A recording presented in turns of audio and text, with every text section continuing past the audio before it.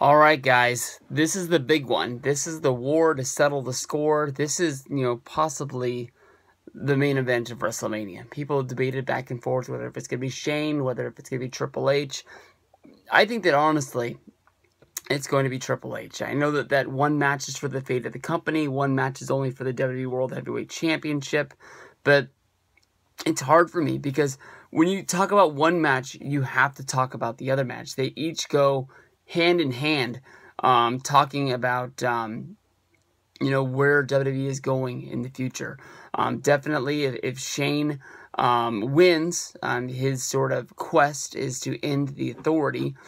In this match for the WWE World Heavyweight Championship,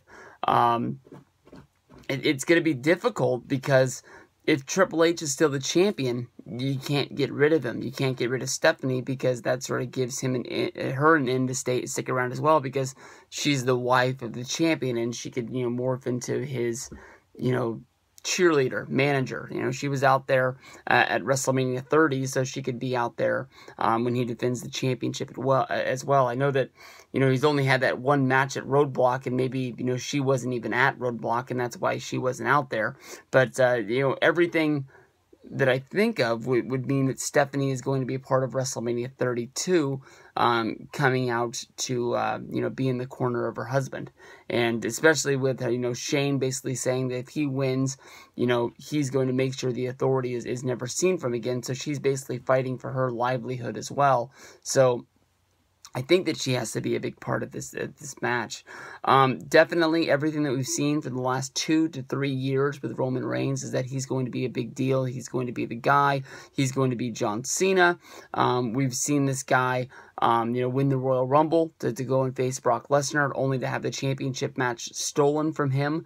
And then basically he stayed out of the title picture for a really long time before, winning the Survivor Series World Heavyweight Championship tournament, then being cashed in on by Sheamus, going into a feud with him, losing the TLC match, but beating him on Monday Night Raw the next night, and then Vince sort of made it his crusade because, Triple H had been taken out, that he was going to make sure that, Roman Reigns paid for what he did. So he, set 2 different matches against Sheamus on Monday Night Raw, which, Roman Reigns was able to overcome, and then basically said, fuck it. Roman's going to have to go into the Rumble. It's going to be 30-on-1. Whoever's walking out with the championship, is the winner of the Rumble. Basically the winner of the Rumble going to WrestleMania to fight for the championship went right out the window, and they stacked the deck against them. They never came out and said it, but it was rigged from the start. Triple H got number 30, and he came out and he shocked the world by becoming, World Heavyweight Championship one more time. But I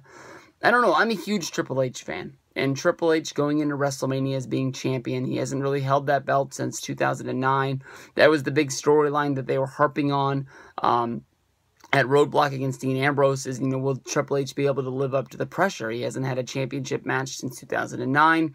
He hasn't wrestled, in a main match since then. Is he going to be able to beat Dean Ambrose, or is he just going to fall under the pressure of what's going on? Triple H is my guy.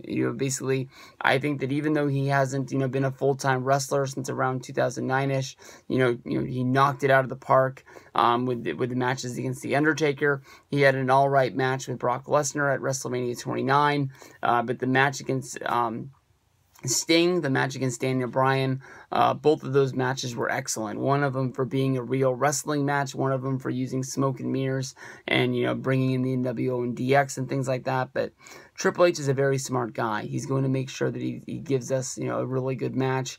I know that the fans are sort of revolting against Roman Reigns. I think that Roman Reigns would be a great champion. I think that Roman Reigns is a great character. I think that Roman Reigns is a great wrestler. I don't understand a lot of the hate, but the hate is overwhelming, and it does, linger over everything that is in wrestling. I don't know if WWE is going to listen to this, but I also don't know if I think that people like Triple H. I think that really people do, and they appreciate everything he's done. He's a legend from the Attitude Era, and he gets more, cheers than he does boos, even when he, goes out there and does the most revolting things, trying to stop people. People want to cheer for this guy no matter what he does. it's weird for me. You know, people didn't like Seth Rollins as champion. They didn't think that he was a main event guy. They didn't think that he was really beating guys in his matches. You know, they don't want Roman Reigns as the champion. When Brock Lesnar was champion, he wasn't around. I honestly think it's to the point where wrestling fans don't really know what they want anymore. You know, they complain about this, they complain about that, and you can say that I'm guilty for that, and I'll say it's 100% true. I wish Triple H could stay champion forever, but I want to see them progress. I mean, that's you know, some of the biggest things is that, you know, we're stuck in this era of the PG era, and I don't think that by me saying that, I don't think that it means that, you know, with the next champion, when Roman Reigns takes the belt, and if it's the start of something of him becoming the main guy, that they're going to go back to, you know, more, you know, blood, guts, and cuss words, and sex and violence, and things like that. But, you know, there's these, you know, the golden era of the 80s, you know, and that turned into the new era of the 90s with the younger guys, and that rolled into the Attitude Era and the Ruthless Aggression Era, and I don't really know when this PG era started, but with the, hey kids, it's John Cena, coming out there and things like that. But this is going to be big. I mean, WrestleMania 32, I'm looking forward to big time. It's hard to pick winners in both of these main event matches.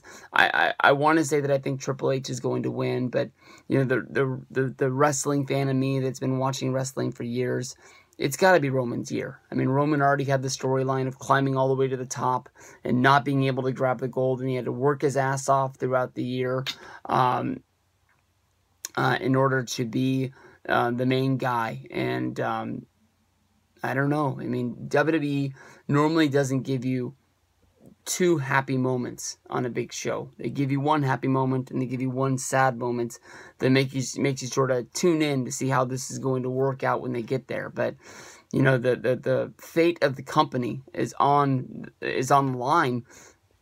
But Roman Reigns becoming the champion is there as well. I know with New Japan at Wrestle Kingdom, they built up Okada to you know, beat Tanahashi, and it took him 3 tries in order to do it. I don't think they repeat the same storyline with Roman Reigns. It's not very WWE-ish. You know, this guy is climbing to the top of the mountain. He needs to grab the gold, and he needs to start the era of Roman Reigns.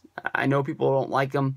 I like him. I think that he's going to be you know, good for the future, and I think he's going to, you know, start to change things with when Rollins coming back, Ambrose becoming a main event player, possibly Finn Balor joining the main roster.